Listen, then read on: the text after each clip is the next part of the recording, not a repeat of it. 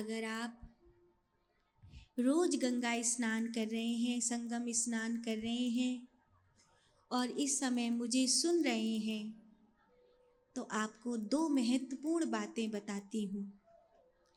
एक, कभी भी माँ गंगा संगम स्नान करने के बाद अपने निज वस्त्र वहाँ नहीं धोने चाहिए।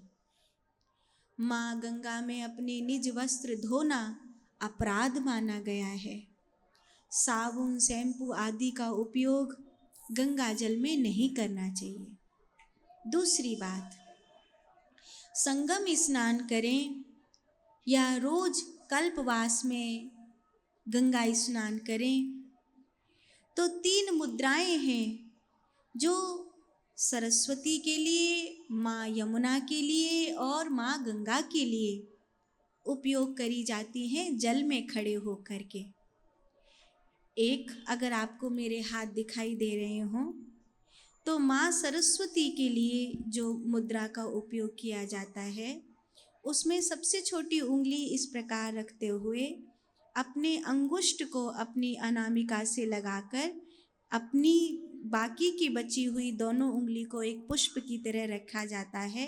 ये मुद्रा माँ सरस्वती के लिए बनती है।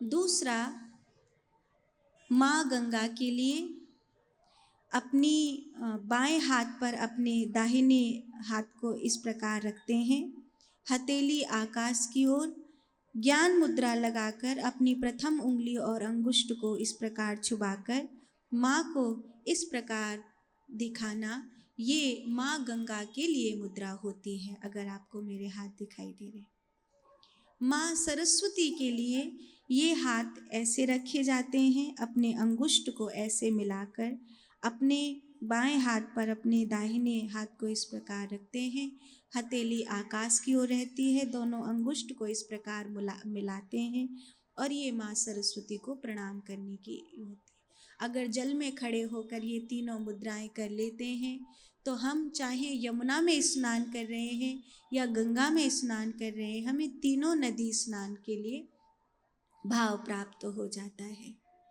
ये 2 बातें हैं।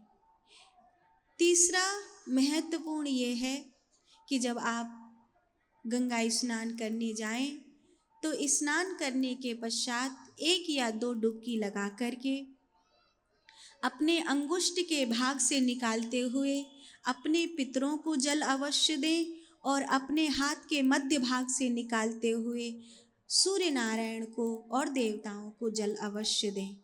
नदी में खड़े होकर, माँ गंगा में खड़े होकर अपने हाथ के मध्य भाग से निकाला हुआ जल सूर्य को और देवताओं को समर्पित होता है और अपने हाथ के अंगुष्ठ भाग से निकाला गया जल पितरों को समर्पित होता है। पर हमेशा दाहिने अंगुष्ठ से ही निकलना चाहिए, बाएं अंगुष्ठ से कभी भी नहीं निकाला जाता है, दाहिने अंगुष्ठ से ही निकाला जाता है।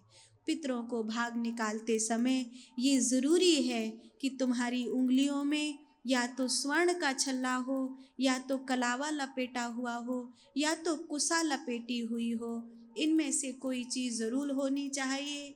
अगर दुर्भाग्य से ऐसा तीनों में से कोई भी नहीं है तो उस समय जो संन्यास परंपरा के अनुसार होता है, सन्यासी जब देगा तो वो उसे ज़रूरत नहीं है कि स्वर्ण हो, कलावा हो या कुशा हो, सन्यासी ऐसे ही देता है।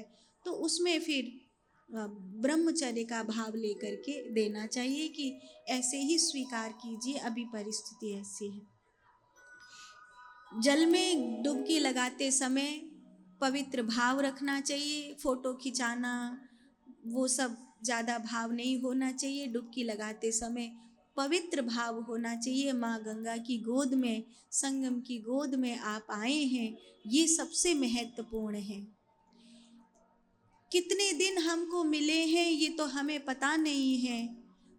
दुर्भाग्य से संत का संग अगर नहीं मिला तो ये परम दुर्भाग्य है, और अगर सौभाग्य से किसी संत का संग मिला है तो ये सौभाग्य है अगर संत का भी संग मिले और माँ गंगा का भी संग मिले, सत्संग भी मिले, तो फिर बहुत बहुत पुण्य समझिएगा। और समझना कि माँ गंगा ने अथाह कृपा करी है। डुबकी लगाते समय गंगा जी में जो भी आप संकल्प करते हैं, ध्यान करते हैं, 5 डुबकी में आपके उस संकल्प को माँ गंगा पूरा करती हैं। कुछ भी न समझ में आए तो बस इतना कहना, माँ कृपा कर, माँ कृपा कर, क्योंकि उसकी कृपा में ही सब कुछ शामिल है। तुम्हें डुबकी लगाते समय ये न समझ में आए क्या मांगूं, क्या मांगूं। कई बार ऐसा होता है कि माँ के पास आकर के ऐसे ख्याल नहीं आता कि क्या मांगूं तुझसे, तू तो सब कुछ देने वाली है। तो 5 डुबकी लगा करके बस इतना कहना, माँ कृपा कर, क्योंकि मुझे नहीं पता कि मैं क्या मांगूं, पर तुझे तो पता है कि मुझे क्या चाहिए।